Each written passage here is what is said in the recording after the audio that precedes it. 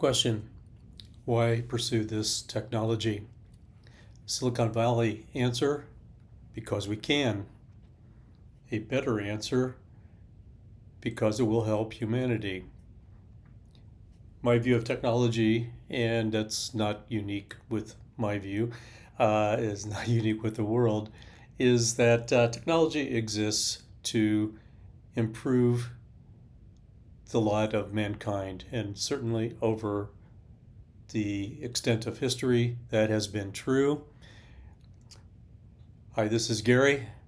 I'm going to talk about artificial intelligence, AI, and manufacturing, and trying to take a more balanced and realistic look rather than the typical hype view that I get from the half dozen or more press releases that come my way at least every week, if not every day. This podcast is brought to you, as is my website. My sponsor, long time, is Inductive Automation. I've followed Inductive Automation for these more than 20 years, and you really need to check out their newest release that they're calling 8.3. Ignition 8.3 is a rewrite. I think a total, if not total, it's really back to the basics and building it back up again. I saw many demonstrations and talked to several of the leaders of inductive automation while I was out in California in September. This is a really great advance, and what's most impressive to me is that it fulfills the vision that was laid out to me when I first met the founder, Steve Heckman, I believe in 2003.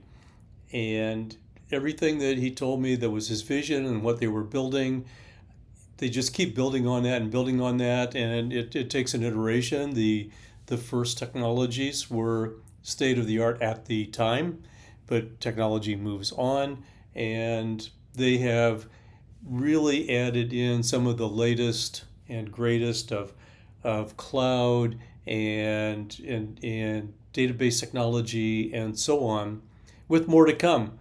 The promises of sometime in early 2026, the addition of agentic AI into the mix will be fantastic. Go to inductiveautomation.com. Check out Ignition 8.3 and everything else that they have. They have the Ignition University and ways for people, community for people to contribute to. Very fantastic company, a community, and great people.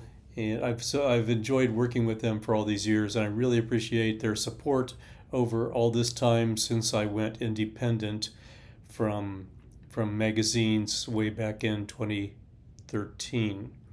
Let's talk about technology. Technology development over millennia has led to a fantastic lifestyle for us all.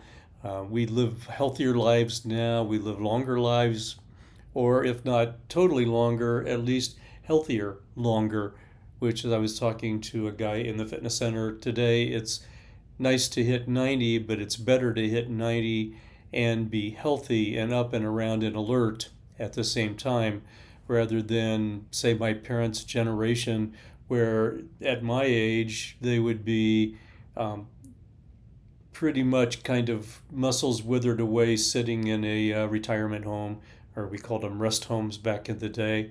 I don't know what they call them now. I intend not to be in one, which is why I lifted, I don't know what the app says, 1,000 pounds or something today. Anyway, get my steps in, get my weightlifting in, and keep going. A lot of this is technology, which has taught us many things. Of course, it's already given us many efficient, more ways of destruction. I just almost cry when I see the pictures of Gaza and what's happened, or the aftermath of the war, as the whole area is just decimated. So technology is good, technology is bad. A lot of times it's just technology, and it's what we do with it. Which reminds me, when I talk about AI, artificial intelligence, people get all hyped up, and there's dystopian views, and there's the views of the CEOs who, Zuckerberg and Sam Altman and these other people who are hyping it. Well, why are they hyping it? Because they're building businesses trying to get even richer than they are. And after your first billion, what do you really need, huh? To live. But at any rate, when you hear the hype, start to dig into it. What does it really do for us? I did some research for an article that I posted on the manufacturingconnection.com recently, where they pointed out my research, took a look, and then I thought about the research. When you see a press release, when you see something going on, look for specific examples of what they're actually doing.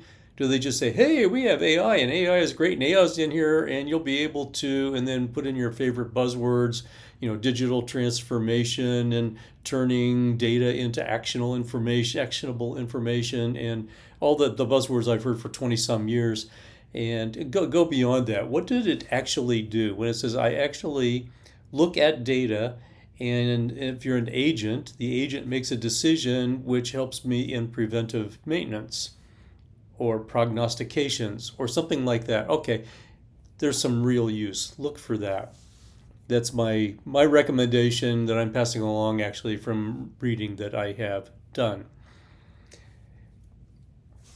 So I was looking at technology gives us consumer pleasures too, like the ability to stream music.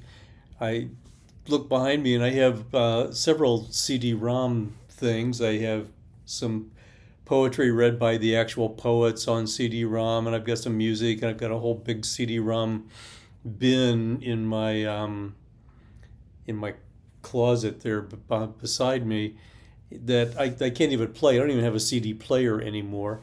And the streaming, I just go on, and what do I want? Do I want some focused music while I'm writing? Do I want some relaxing music? Do I want something to build me energy? And I've got several streaming sites, and go on. So technology has got, good, bad, indifference, some things that make life better.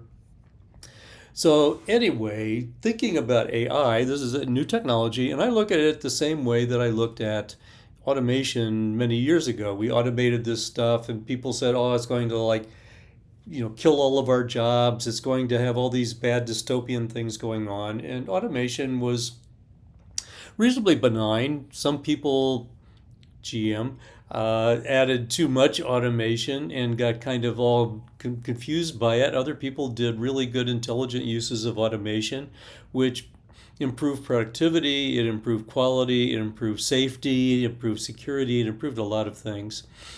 So I'm thinking about AI in the same way, that there's going to be a lot of improvements and there's going to be some things that aren't, and we'll work our way through as humans learn to work with the technology and hopefully shave off the bad parts and keep the good. One of my news sources, I have two or three news sources that kind of came together for these thoughts that I'm putting together. And if you sign up for my newsletter from my website, themanufacturingconnection.com, there are two things you can do. One is you can click on the envelope and sign up for my occasional newsletter, which often follows these podcasts or predates them. And the other thing you can do is go to the bottom of the page and it says follow. And if you click that and put in your email address, you will get a summary of posts for the week every Sunday. It's automatic, so once I set it up, then I forget. But it's set up that every Sunday you'll get a summary of posts for the week from the Manufacturing Connection, and you don't have to go to the website all the time to find out. Although 500,000 people every month do, so you can join them. But anyway, two things that you can do. So let's take a look at the first news item. I like this newsletter I get 6 days a week. It's called News Items by John Ellis. And he's a specialist in China. You'll get several news items from China, which you won't get anywhere else, and this is good information. China is, a huge competitor now of the United States, and we were collaborators for a while, and it's international. Who knows?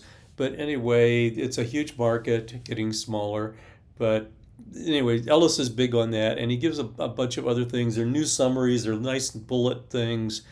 Kind of like many years ago, I'd like to watch headline news because it just gave you headlines. Boom, boom, boom, boom, boom, boom. This is it. And it didn't give me a lot of BS.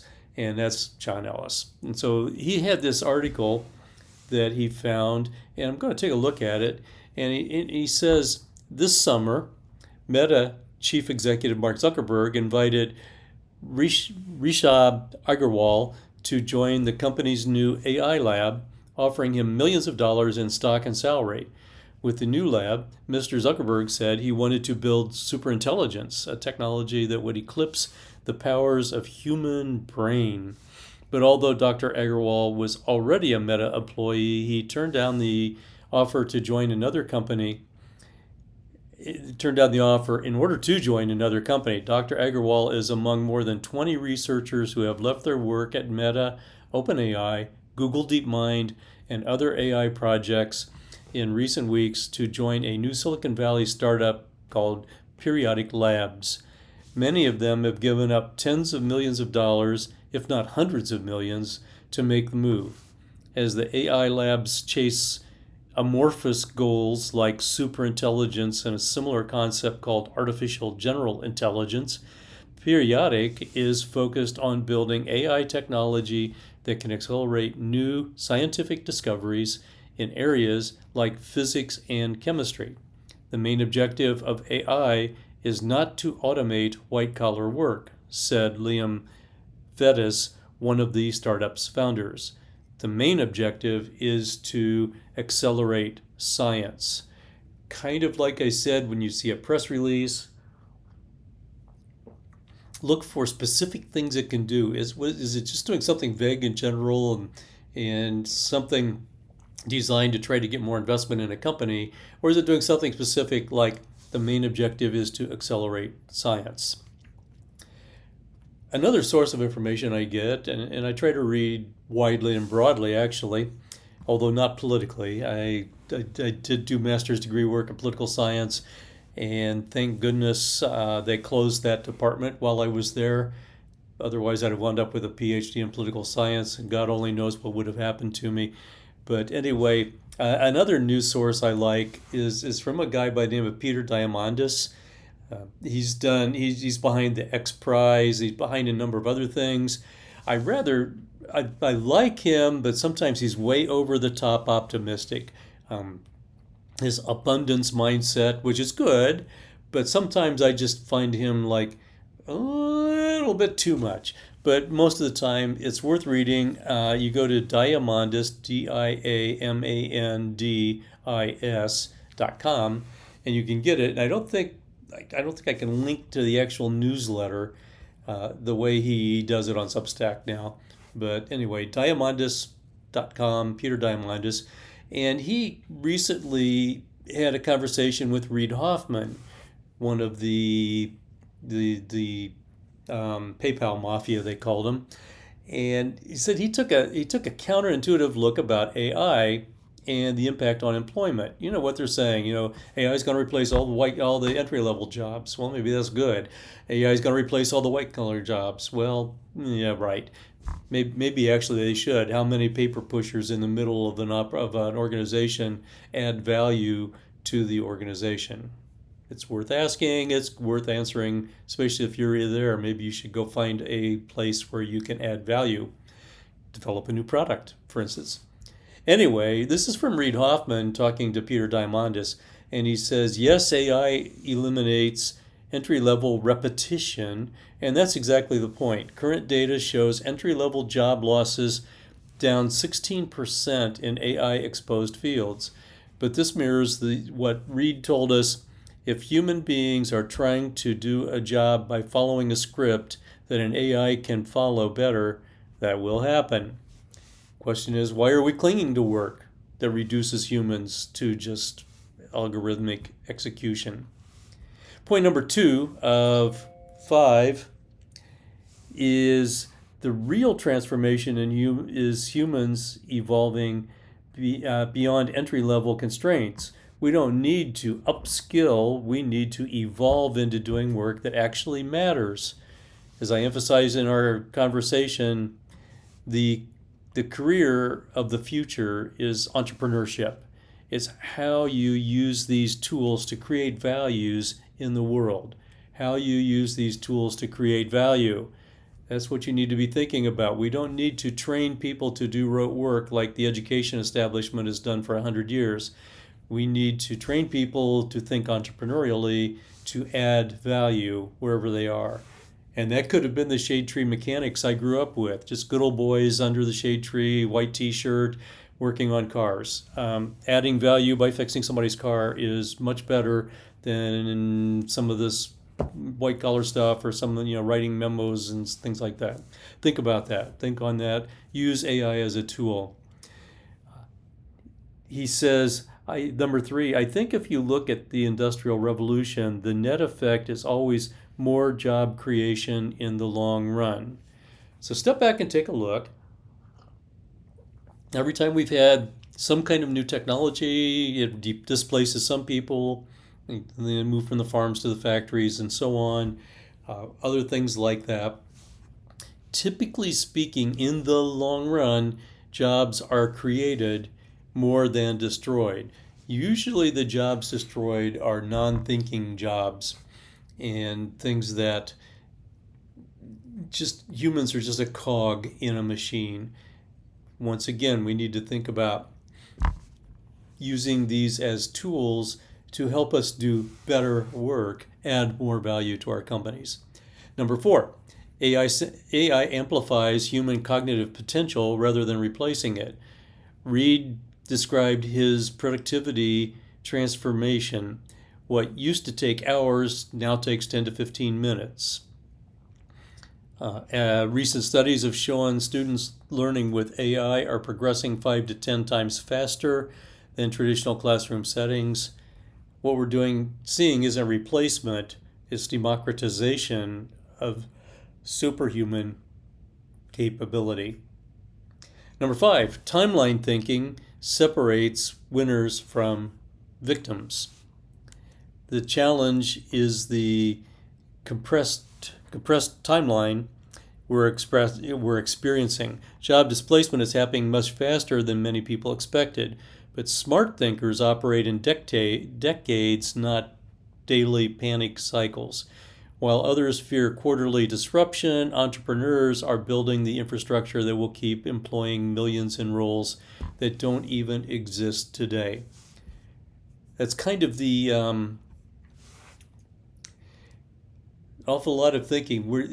It all started, I think, it started with a lot of things, but it started with the daily news cycle. Actually, the daily news cycle went to the hourly news cycle, to the minute news cycle, and you could turn on something like CNN or Fox and leave it on all day, and you just get updates and updates and updates. I even get updates from New York Times, but they're all sent to me via email or RSS feed, and I see them when I want them, and I delete it if I don't care. And we get so fixated in quick updates. There's a proposal being floated around by the Trump administration about having public corporations report on 6-month cycles rather than quarterly. Some people said, but I sort of like to see quarterly to know where my investment is going. And some people said, but when executives think in quarterly terms, they're thinking way too short term. I think 6-month terms are way too short term. However, that's how the stock market rewards it. So they still have to do that, but they really need to be rewarded on longer term. But what's the typical term of a CEO? Not really all that many years. They burn out, get thrown out, whatever. And you don't have that many years to like build a company. A lot of problems with that kind of public financial thinking. But anyway, that's 5 lessons from the Diamandis thing. And I'm trying to read my notes here as I go on.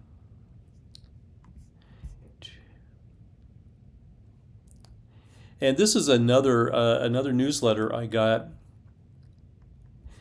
And this is also from Diamandis. Oh, no. This comes from somebody. Well, it's another Diamandis thing. I'm thinking about, as I preface this particular set of 5 points, Malik, a writer that I followed for 30 years maybe through various stages of his career, um, likes to call AI augmented intelligence rather than artificial intelligence, since some wag once said artificial is neither artificial nor intelligent. And beyond the hype, I rather like the term augmented intelligence, and I think that fits into AI as a tool rather than AI as something exotic and dystopian that's going to kill all of us. I don't know, maybe it will, but I don't think so. I think we'll use it as a tool and we'll develop really cool things, new pharmaceuticals that will make our lives healthier and better while we live out our days. So this is another 5 point thing. Point one, AI problems are rarely AI problems. They're strategy problems disguised as a technology problem. I'm talking to an old friend in standards arena of things, and they've always been solving technology problems. And I go back to another friend from years ago who talked about we need to start thinking about technology solving business problems, not just technology problems. So AI is rarely an AI problem. It's often a strategy problem, and I see that constantly. They just throw AI in, and it'll all be good, but it's not happening. Two, budget size is inversely correlated with AI success. In other words, you own a mid-sized company, and you're the CEO, you're the owner, you read these news reports and that sort of thing, and say, "Oh my God, I got to have AI." So you look at your head of engineering, your CTO, whoever it might be, and say, "We need AI. Go send some money. How big a budget do you need?" And you can spend a lot of money, but if you don't have a strategy, and usually that's not the way you roll out technology in manufacturing anyway. It rarely works to roll out a huge automation project over a whole company and expect it to work. Anyway, point number 3, the 10x rule is the only rule that matters for AI adoption. Anything less than a 10x improvement in speed, cost, or quality is organizational noise. 10x, that's Peter Diamandis' thing. Everything should be 10 times, 10x. Look for those exponential increases and improvements. So if you're not improving speed, cost, or quality, why are you doing it? And there you go. Number 4, competitive intelligence is your fastest path to AI advantage. When you're debating whether to build or buy, your smartest competitors are already shipping AI-powered solutions. Competitive intelligence. I've had a couple of jobs in my life where that was my job, or a big part of it was to keep track of what the competitors were doing. I was working product development, and it's like, what are they doing here? What are they doing here? Is that something we're not doing? Is it something we should be doing? Could we do it better? Can we take that idea, put it in our product, and enhance it? Whatever, you need to be paying attention to what's going on. You're going to be behind. You could be Apple. Maybe Apple isn't behind. Maybe waiting for the whole thing to shake out is good. I don't know. But anyway, pay attention. And I like this last one because I hate committees. Diamandis says pirates beat committees every time. The worst way to implement AI is through enterprise-wide initiatives with steering committees and governance frameworks. Instead, empower your teams from the ground up. Recent studies indicate some alarming news. 42% of executives say the process of adopting generative AI is tearing their company apart. 41% of millennial and Gen Z employees admit they're sabotaging their company's AI strategy. What's needed is to enable small teams, pirate ships, to move at startup speed within enterprise contexts. Small teams are optimized to experiment and learn rather than aim for consensus. Give them a problem, a budget, or air cover, and get out of their way. And for years now, I've been studying, when I study manufacturing software, MES, the higher extensions of of HMI SCADA like Ignition and so on. What they've discovered time and time again is you roll out a pilot project, get it running, prove the concept. You can go to the next place, the next process, the next plant, whatever, and show success, show that it works, build some momentum, and build it again. But don't try to just roll out. I don't know how many times I've seen big corporate rollouts of stuff, and it never works. It just doesn't. And I've seen it in education. The new fad comes along, they roll out the new fad without training everybody, and everything reverts back. You just can't move an organization that way. You move organizations with these little experimental initiatives, proving a pilot, and then expanding it and expanding it and expanding it, iterating and iterating. Iterating is how it goes. So anyway, several thoughts from different perspectives on AI. I hope you find them useful. I hope you can use AI as a tool, not as just another corporate strategy. And use it in good health. So this podcast, my sponsor, this podcast is brought to you by Inductive Automation. That's www.inductiveautomation.com. Go there, check out Ignition 8.3. It is really cool. If you're in the market for manufacturing software or to enhance your manufacturing IT software, check this out. It is really awesome. They've done some really great work behind this, and it's a great community. You can go ask questions, you can find things. They have training of various kinds, a lot of things going on. Check out inductiveautomation.com and check out Ignition 8.3. Really cool. I'll have more to say about that later. Until then, this is Gary Minchell talking technology, people, business on manufacturing. And as you leave today, remember to be kind. Be kind to others. Be kind to yourself. Thank you. Have a good day.